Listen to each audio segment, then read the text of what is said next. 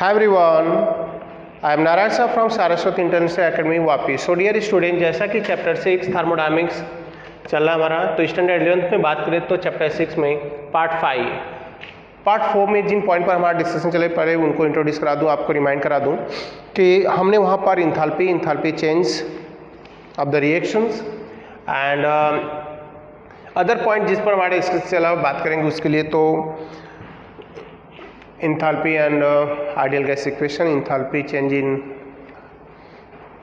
First lab thermodynamics का relation हमने भी दिखाया. अब हम बात करेंगे पार्ट 5 में, जहाँ पर उसी पॉइंट से रिलेटेड हम आगे बढ़ रहे हैं. अब राइट करेंगे हम enthalpy of phase transition. Phase transition, phase transition का मीनिंग क्या होता है and enthalpy of phase transition का मतलब क्या होता है. फेज ट्रांजिशन मतलब the change in heat energy that required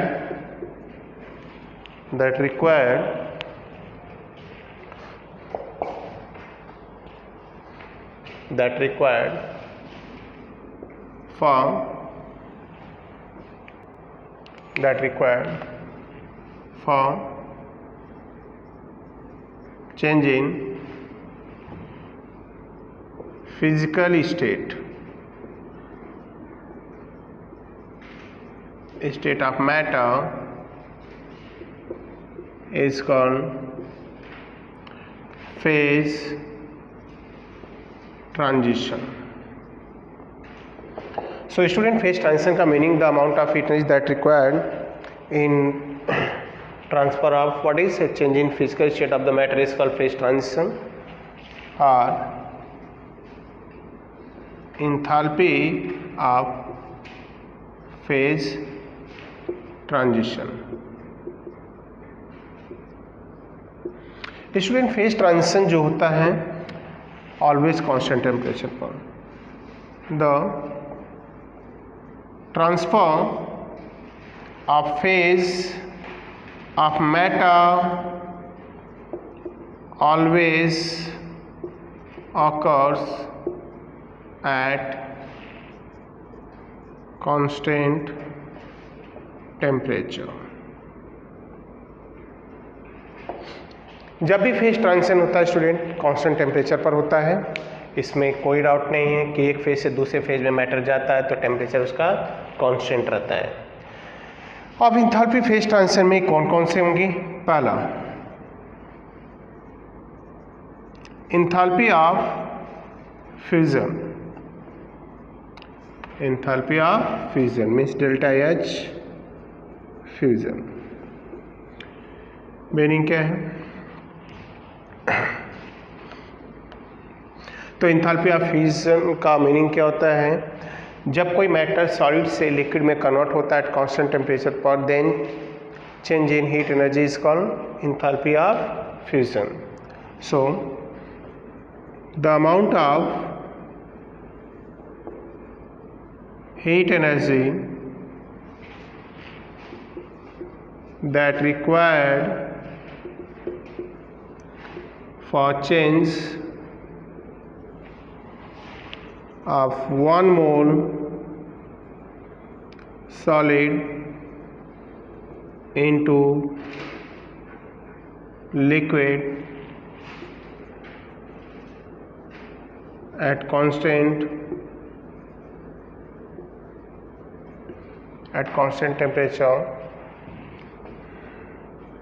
temperature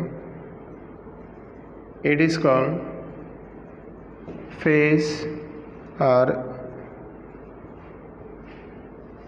enthalpy of fusion. Enthalpy of fusion का ये मीनिंग हो गया. यहाँ पर देखा जाए तो as example ice, 1 mole ice हमने लिया जो सॉलिड में है, इसको हीट एनर्जी दे रहे हैं, राइट. और हीट एनर्जी देकर इसको 1 मोल को हमने किस में कन्वर्ट कर दिया, लिक्विड में. और 1 मोल के लिक्विड में कन्वर्ट किया। कांस्टेंट टेम्परेचर कौन सा है, हमने यहाँ पर 0 डिग्री सेल्सियस मतलब 273 केल्विन पर होगा ये चेंज। सॉलिड से लिक्विड में मीन्स मेल्ट कर रहे हैं हम।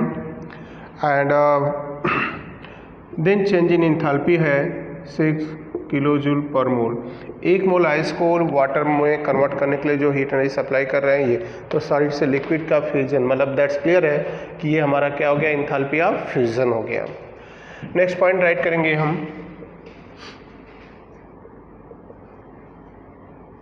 Enthalpy of vaporisation. Enthalpy of vaporization. The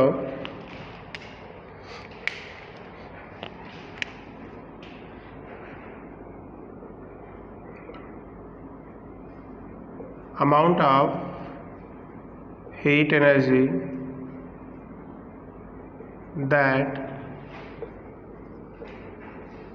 required,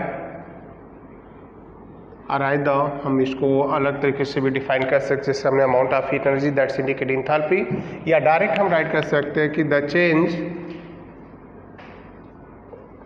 in enthalpy at constant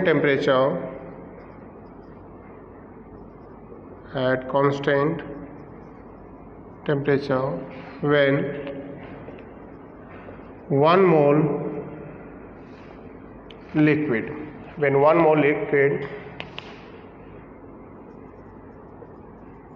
change into gas is called enthalpy of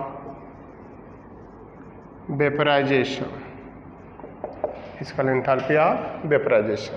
Like अगर हम इसी पॉइंट को देखें तो 1 मोल वाटर लिया लिक्विड फेज में, ये कन्वर्ट हो गया, टेम्परेचर कांस्टेंट है 373 केल्विन टेम्परेचर पर, एंड देन ये 1 मोल वेपर में कन्वर्ट हो गया गैस में, और जो चेंज इन इंथैल्पी हमें सप्लाई करनी पड़ी यहाँ पर स्टूडेंट वो है 40.8 किलो जूल पर मोल।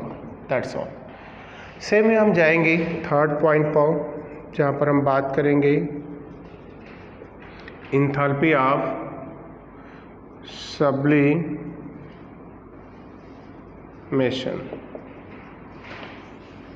Enthalpy of sublimation का meaning the change in enthalpy when 1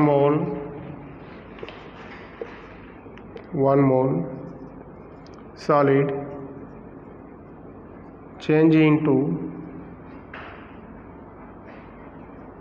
directly in gas at constant temperature is called enthalpy of sublimation. Enthalpy of sublimation now related to the enthalpy of fusion plus enthalpy of vaporization.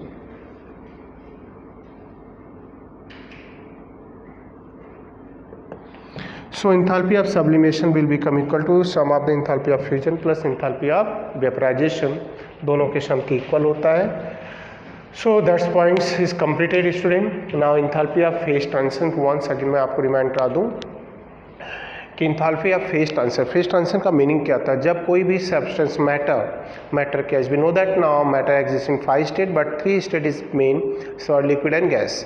In solid liquid gas का interconversion जो होता है solid से liquid, liquid से gas या gas से solid, liquid से solid, solid से गैस, इन सब जो फेज ट्रांसफ़र होता है मतलब यहाँ पर जो स्टेट ऑफ मैटर चेंज होती है डिफरेंट फिजिकल स्टेट में, उस समय टेम्परेचर कांस्टेंट होता है और उसमें जो हीट एनर्जी सप्लाई करते या रिलीज होती वही हमारी क्या फेज ट्रांजिशन है. Right. Transfer of matter from one state to another state, उस समय जो चेंज इन इंथैल्पी है उसी का नेम है क्या, enthalpy of phase transition. So student अब हम बात करेंगे नेक्स्ट पॉइंट पर जाएंगे जहाँ पर हम डिफरेंट काइंड की इंथैल्पी पढ़ेंगे। सो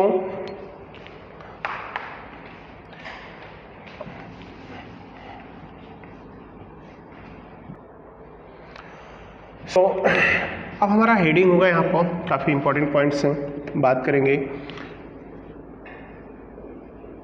enthalpy change in different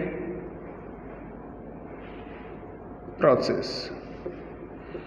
number of process होते हैं केमिस्ट्री में जहाँ पर enthalpy of atomization, enthalpy of decomposition, bond enthalpy, right, enthalpy of reaction, enthalpy of formation. तो ये नंबर ऑफ प्रोसेस हैं जहाँ पर हम इनके अबाउट पढ़ना हमें।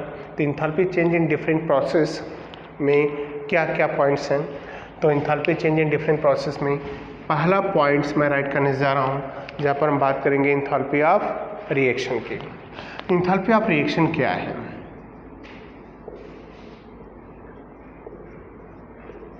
Enthalpy of reaction,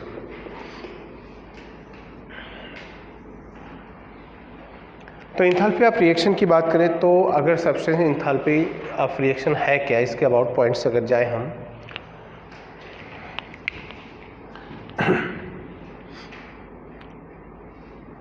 the change in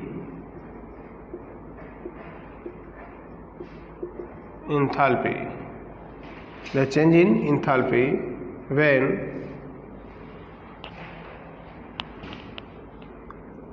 atom ions or molecule that present in their standard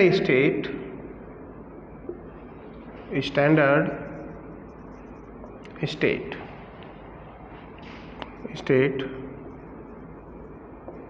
combine to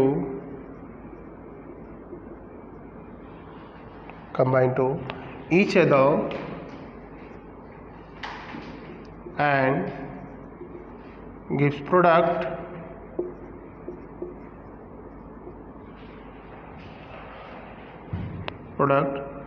then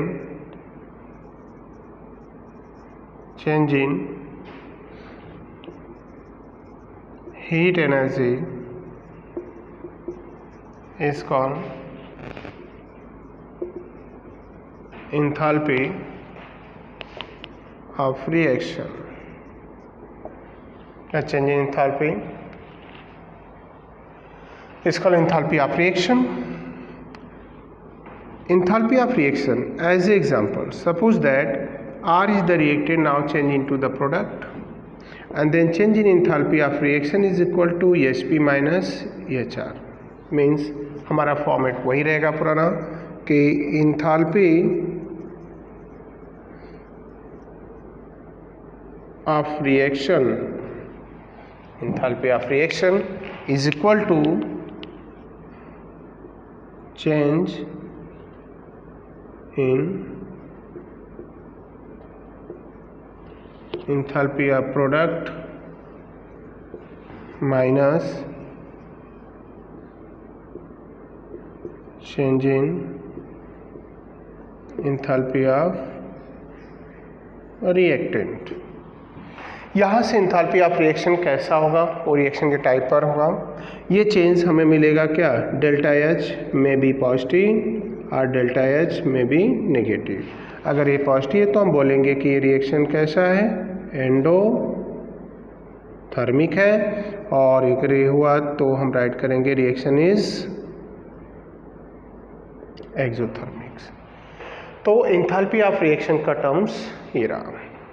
अब इंथैल्पी ऑफ रिएक्शन में हम कोई भी रिएक्शन दे सकते हैं, कोई एग्जांपल ले सकते हैं, like as example carbon its standard state में कंबाइन होता है ऑक्सीजन से और बनाता है CO2 carbon dioxide gas, right. और देन चेंज इन इंथैल्पी जो होती है यहाँ पर 393 3.5 kilojule per mole. So that is the standard enthalpy of the reaction, means CO2 and इनके डिफरेंस है. लाइक एक और एग्जांपल देते हैं हम. CH4 in gas phase exists at a standard state room temperature, combine with the oxygen and produce CO2 plus 2H2O. और change in enthalpy student, मतलब यहाँ मीथेन गैस स्टैंडर्ड स्टेट में गैस फेज है वो, और उसको क्या करते हैं हम ऑक्सीजन में सप्लाई करके जब उसको कंबशन कराते हैं तो हमें जो हीट एनर्जी मिलती है वो है -890.3 किलोजूल पर मोल. मीन्स 1 मोल मीथेन के कंबशन जो रिएक्शन होता है ये इसकी इंथैल्पी है. क्लियर? सो इंथैल्पी ऑफ हम बात कर रहे थे रिएक्शन की. तो इंथैल्पी ऑफ रिएक्शन में भी एक्सोथर्मिक भी हो सकती है, एंडोथर्मिक भी होती है. इंथैल्पी ऑफ रिएक्शन है क्या स्टूडेंट? कोई भी रिएक्शन जो हो रहा है जिसमें एलिमेंट अपनी नेचुरल स्टेट मतलब रूम टेम्परेचर जिस फॉर्म में एग्जिस्ट होता है उसी फॉर्म में रिएक्शन में जाता है और प्रोडक्ट बनाते हैं. उस समय प्रोडक्ट के बनने के लिए जो हीट एनर्जी सिस्टम लूज करता है या गेन करता है उसे हम वर्ड देते हैं इंथैल्पी ऑफ रिएक्शन. और अगर रिएक्शन स्टैंडर्ड स्टेट में है तो that is called what is standard enthalpy of reaction. That is example. So enthalpy of reaction हो गया, यहाँ पर पॉइंट्स बात कर रहे थे हम. अब हम बात करेंगे यहाँ पर दूसरी टाइप की इंथैल्पी जो हमें थर्मोडायनामिक प्रोसेस में यूटिलाइज करना है. बहुत सारी प्रोसेस हैं यहाँ पर, तो अगले पॉइंट्स पे जाएंगे और हम बात करेंगे इंथैल्पी ऑफ हमारा रिएक्शन हो गया. अब enthalpy of formation, enthalpy of formation. Enthalpy of formation क्या हो गया? सिमिलर पॉइंट्स आपको मिले लगेंगे ऐसे स्टूडेंट कि हम लोग तो सेम चीज़ें ही पढ़ रहे हैं ऑलमोस्ट लग रहा है. नहीं बेटा, पॉइंट्स हमारा कहने का डिफरेंट है. तो इंथैल्पी ऑफ फॉर्मेशन क्या होता है? The change in enthalpy when formation when reactant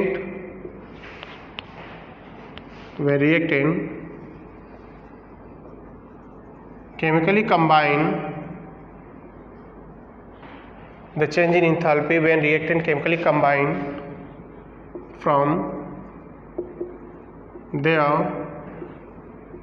standard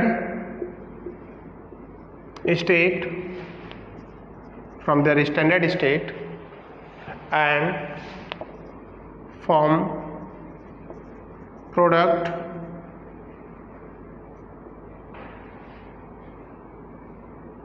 form product is called the change in enthalpy when reactant chemically combined from their standard state and form product is called standard enthalpy of formation.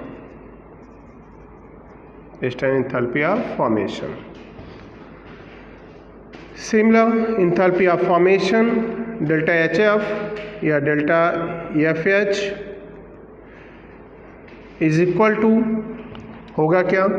HP minus HR against. So enthalpy of formation means reaction जो होंगे यहाँ पर almost मतलब exothermic होते हैं. So most of reaction delta FH is minus means exothermic. Most of exothermic होते हैं, rare case में एंडोथर्मिक भी होंगे by change in temperature pressure. As example C+O2 ये गैस फेज में है, स्टैंडर्ड स्टेट, ये सॉलिड में है, कंबाइन होते हैं और बनाते हैं क्या है? CO2 gas. ये इसकी स्टैंडर्ड स्टेट है और यहाँ 393.5 किलोजूल एनर्जी रिलीज होती है. That is the standard enthalpy of formation of CO2. And then second example जाएंगे स्टूडेंट जहाँ पर हम राइट कर रहे हैं H2 राइट, जो गैस फेज में है यहाँ पर, और O2 जो गैस फेज में है. दोनों कंबाइन होते हैं और बनाते हैं क्या? H2O. Reaction reversible in nature है, इसमें कोई डाउट नहीं है. एंड डेल्टा H इज जो यहाँ रिलीज हो रहा है -284.6 kilojoule per mole energy. That's indicate standard enthalpy of formation. तो CO2 H2O ऐसे और भी बहुत सारे कंपाउंड्स हैं जिनके फॉर्मेशन की इंथैल्पी होगी यहाँ पर, जैसे CO2 और H2O के फॉर्मेशन की इंथैल्पी. तो इंथैल्पी ऑफ फॉर्मेशन का मीनिंग होता क्या है, जब रिएक्टेंट अपनी स्टैंडर्ड स्टेट में कंबाइन होकर प्रोडक्ट बनाते हैं, प्रोडक्ट के फॉर्मेशन की रीडिंग जो हीट एनर्जी लूज करता है सिस्टम या फॉर्मेशन में जो एब्जॉर्ब होती है उसे वर्ड देते हैं standard enthalpy of formation. So student अब बात करेंगे एंथैल्पी ऑफ, हमने पढ़ रहे हैं यहाँ पर एंथैल्पी ऑफ फेज ट्रांजिशन पढ़ा, जिसमें हमें एंथैल्पी ऑफ कंबशन पढ़ा, एंथैल्पी ऑफ वेपरेशन पढ़ा, सब्लिमेशन पढ़ा, फ्यूजन पढ़ा, उनके मीनिंग एग्जांपल बताएं। फिर एंथैल्पी ऑफ डिफरेंट प्रोसेस पढ़ रहे हैं, जहाँ एंथैल्पी ऑफ रिएक्शन पढ़ा हमने, एंथैल्पी ऑफ रिएक्शंस पढ़ा हमने, एंथैल्पी ऑफ फॉर्मेशन पढ़ा। अब बात करेंगे enthalpy of third, enthalpy of combustion. Enthalpy of combustion की बात करें तो होता क्या है, कोई भी सब्सटेंस अपने स्टैंडर्ड स्टेट में है और वो अपने इग्निशन पॉइंट क्या होता है, जिस पॉइंट पर कोई सब्सटेंस बर्न होना चालू होता है उसे हम वर्ड देते हैं उसका इग्निशन पॉइंट। तो इग्निशन पॉइंट का मीनिंग, हर सब्सटेंस का इग्निशन पॉइंट डिफरेंट होता है स्टूडेंट, और अपने इग्निशन पॉइंट पर बर्न होकर जो सिस्टम हीट एनर्जी जितनी लूज करता है उसे हम बोलते हैं enthalpy of combustion. So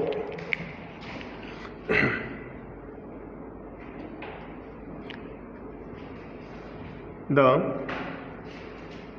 change of enthalpy, the change in enthalpy arise the amount of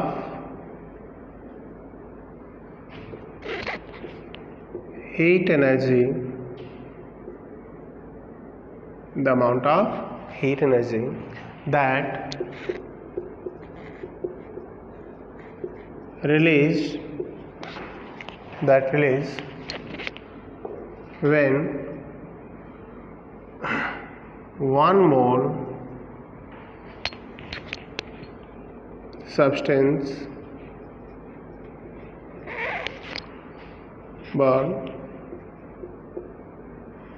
amount of heat energy that released when 1 mole substance burn at its ignition point, then it is called enthalpy of combustion. Enthalpy of combustion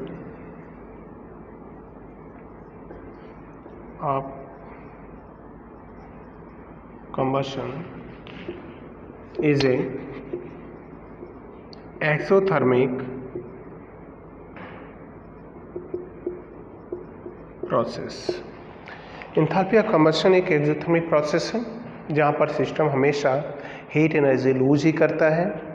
जब भी कोई substance burn होता है student, हम observe करेंगे तो system heat energy क्या करता है, लूज कर रहा है। तो कंबशन की एंथैल्पी ऑलवेज क्या होती है, एक्सोथर्मिक। सो हाँ राइट है कि उस सब्सटेंस को उस इग्निशन पॉइंट तक ले जाने के लिए हमें हीट एनर्जी सप्लाई करनी पड़ती है, बट जब वो अपने इग्निशन पॉइंट पर आएगा तब तक हमें उसको कंबशन में हम कंसीडर नहीं करते हैं। जब सब्सटेंस बर्न होना चालू होता है देन दैट टाइम क्या चेंज हो रही है एंथैल्पी, तो ऑलवेज एनर्जी क्या होता है, सिस्टम लूज करता है। तो जिसे वर्ड देते हैं enthalpy of combustion is what kind of process, exothermic. मतलब delta H is always negative, delta H always negative होगा, ये एंथैल्पी ऑफ क्या हो गई, कंबशन। लाइक अगर हम बात करें तो कार्बन ही देख लो एग्जांपल में, सॉलिड है, ऑक्सीजन गैस फॉर्म में कंबाइन होते हैं, बर्न होकर CO2 बनाते हैं, और delta H -393.5 kilojoule per mole. So student that is a fix amount of enthalpy है जब 1 मोल कार्बन कंबशन होता है। सेकेंड थिंग, अगर हम दूसरे एग्जांपल पे जाएं तो enthalpy of combustion of methane का अगर हम बात करें आप तो मीथेन एक अल्केन हाइड्रोकार्बन है जो गैस फॉर्म में एग्जिस्ट होता है। इसका हम कंबशन कराते हैं in excess supply of oxygen और बनता क्या है, CO2 plus 2H2O vapour form में है, ये भी गैस फॉर्म में है। और ऑब्जर्वेशन से जब हम देखते हैं या कैलकुलेट करते हैं तो हमें इंथैल्पी ऑफ कंबशन जो मिलती है -890.3 किलोजूल। तो हम देखेंगे यहाँ पर जितनी भी वैल्यू इंथैल्पी की मिल रही हैं वो सब के सब किस में है, माइनस में, नेगेटिव, जो बता रहे हैं कि enthalpy of combustion is always exothermic process है। सो एक्सोथर्मिक प्रोसेस है enthalpy of combustion. So enthalpy of reaction, enthalpy of formation, enthalpy of combustion हो गई, right, and enthalpy of phase transitions. And next point पे जाएंगे, हम बात करेंगे यहाँ पर, वो है इंथैल्पी ऑफ न्यूट्रलाइजेशन। तो अगला पॉइंट्स हमारा होगा, यहाँ पर बात करेंगे इंथैल्पी ऑफ न्यूट्रलाइजेशन की। सो इंथैल्पी ऑफ न्यूट्रलाइजेशन क्या होता है, न्यूट्रलाइजेशन का मीनिंग क्या होता है। तो जो सिस्टम हीट एनर्जी लूज या गेन करते हैं तो राइट कर सकते हैं हम कि the change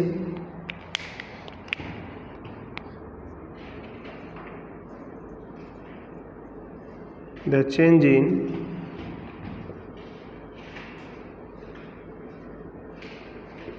heat energy, the change in heat energy या change in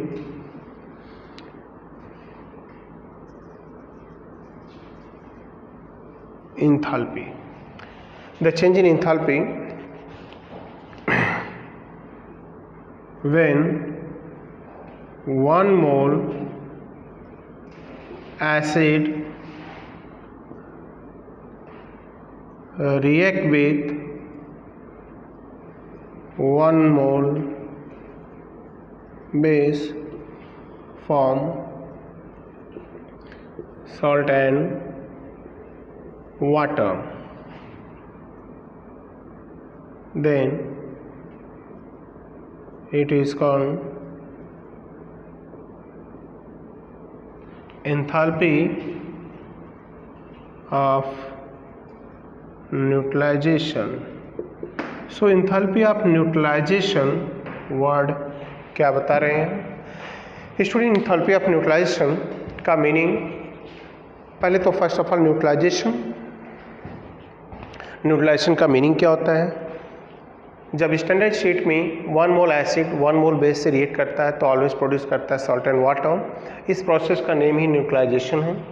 और न्यूट्रलाइजेशन के ड्यूरिंग जो सिस्टम हीट एनर्जी लूज करता है या गेन करता है, इंथैल्पी जो चेंज होती है, वर्ड देते हैं इंथैल्पी ऑफ न्यूट्रलाइजेशन।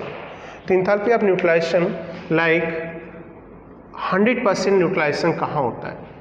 न्यूट्रलाइजेशन होता है student strong acid and strong base. So acid plus base and now gives what is this, salt plus water and delta H। like as example मैं जाऊँ यहाँ पर तो NaOH प्लस HCl दोनों neutralise होते हैं और बनाते हैं क्या, NaCl plus H2O। The change in enthalpy in this reaction, इस इंथैल्पी जो होती है -13.7 किलोजूल पर मोल। इस रिएक्शन में जो इंथैल्पी चेंज होती है स्टूडेंट, तो NaOH यहाँ पर क्या है, एक बेस है, HCl क्या है, एसिड है, NaCl क्या है, सॉल्ट है, this one is water. Second example भी एक हम यूटिलाइज करते हैं और यहाँ पर, और जहाँ पर देखेंगे कि एक CH3COOH अगर बात करें यहाँ पर तो एसिड है एंड साथ में रिएक्शन किसका करा रहे हैं हम, सोडियम हाइड्रोक्साइड। तो ये बेस हो गया और ये कंपाउंड हो गया एसिड, दोनों का रिएक्शन होता है। That is the reaction that occur very fast, completed in moment. So form करता है सॉल्ट, क्या करता है CH3COO सोडियम एस्टेट एक सॉल्ट बनाता है और साथ में एलिमिनेट होता है water and then change in enthalpy is equal to, जो वैल्यू यहाँ पर होगी वो होगी -13.4 किलोजूल पर मोल।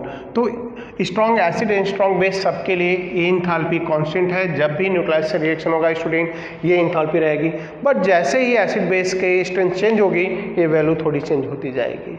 क्लियर। सो अब ये पॉइंट्स की बात करें यहाँ पर, तो इंथैल्पी ऑफ न्यूट्रलाइजेशन ये हमारा कंप्लीट हो गया। तो नाउ इंथैल्पी चेंज हम पढ़ रहे हैं डिफरेंट प्रोसेस में। So student, now enthalpy of neutralization, जब एसिड बेस रिएक्ट करते हैं, सॉल्ट एंड वाटर बनाते हैं, देन जो चेंज इन इंथैल्पी होती है that is called enthalpy of neutralization. And हमने 2 एग्जांपल यहाँ दे दिया। और strong acid and strong base का ऑलवेज कांस्टेंट है 13.7 -13.7 kilojoule per mole. So student, आज स्टैंड 11 के चैप्टर 6 थर्मोडायनामिक्स पार्ट 5 में आज के लिए बस इतना ही। नेक्स्ट पीरियड में मिलते हैं न्यू पॉइंट के साथ। Thank you.